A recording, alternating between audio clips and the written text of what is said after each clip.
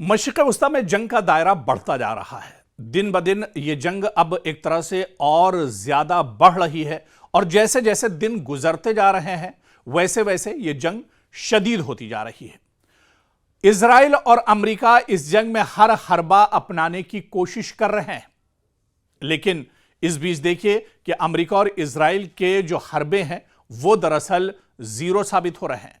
और अब अमेरिका की तरफ से, डोनाल्ड ट्रंप की तरफ से यह बयान दिया गया है कि अमेरिका अब जमीनी कार्रवाई दरअसल ईरान के अंदर करेगा और ईरान को इस जंग में शिकस्त दी जाएगी। बल्कि डोनाल्ड ट्रंप तो जंग के पहले दिन से कह रहे हैं कि वो ईरान पे फतेह हासिल कर चुके हैं, ईरान को शिकस्त दे चुके हैं, ईरान इस जंग में हार चुका है। लेकिन सच्चाई दुनिया के सामने है।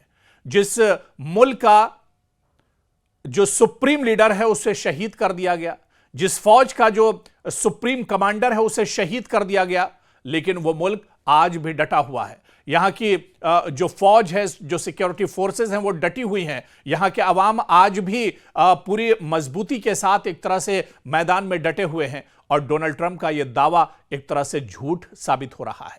लेकिन जो बात डोनाल्ड ट्रंप अब कर रहे हैं, यानी जमीनी लड़ाई की बात कर रहे हैं, तो इसे भी दरअसल समझना होगा, क्योंकि ईरान के अंदर जमीनी जंग इतनी आसान नहीं है।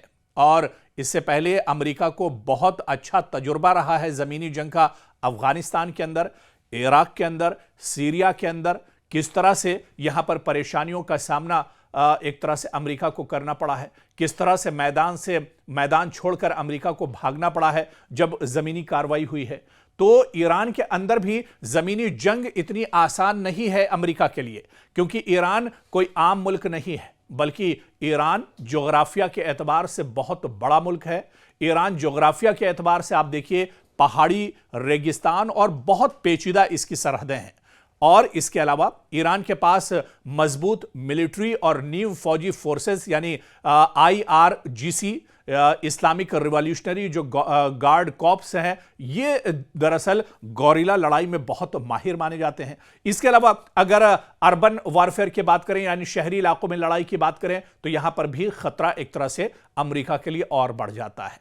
और इसी वजह से आप ये मानकर चलिए कि अमेरिका का जो दावा है जमीनी लड़ाई का, यानी अमेरिका या इजराइल के लिए ये इतना आसान नहीं होगा ईरान को जमीन पर उतरकर भेद पाना। अमेरिका और इजराइल को दरअसल बहुत से चैलेंजेस का सामना करना पड़ेगा।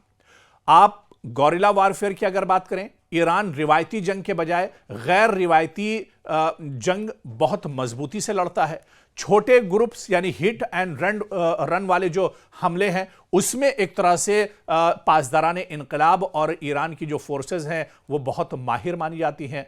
और इसी तरह से आप देखिए कि ईरान दरअसल इस पूरी लड़ाई में अगर खित्ते में अमेरिका उतरता है, जमीन पर अमेरिका अपनी सिक्योरिटी फोर्सेस उतारता है, इजराइल अपनी सिक्योरिटी फोर्सेस उतारता है, तो फिर खित्ते में ईरान भी अकेला नहीं है।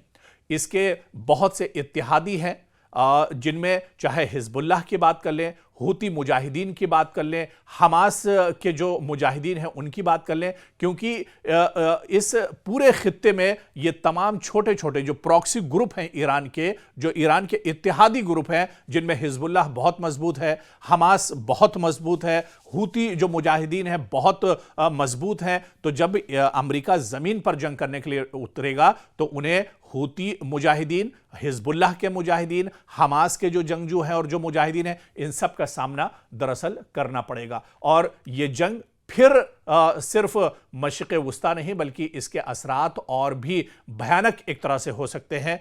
और इस तरह से यह कहना कि जमीन के अंदर जो जंग है वो अमेरिका लड़ेगा, तो अमेरिका का दरअसल डोनाल्ड ट्रंप का बयान, हालांकि उनके बयान की तो कोई वक़्त नहीं है, कोई हैसियत नहीं है, क्योंकि वो सुबह कुछ बयान देते हैं, शाम में वो अपने बयान से पलट जाते हैं, शाम में उनका बयान कुछ और होता है। ऐसे में आने वाले दिनों में क्या अमेरिका इतनी हिम्मत जुटा पाएगा, क्या अमेरिका जमीनी हमले एक तरह से तेज कर सकता है, यह भी आने वाले दिनों में देखना बहुत अहम होगा। लेकिन इतना जरूर है कि अगर अमेरिका जमीन पर उतरेगा तो अमेरिका की तबाही उसी दिन एक तरह से ईरान के अंदर शुरू हो जाएगी।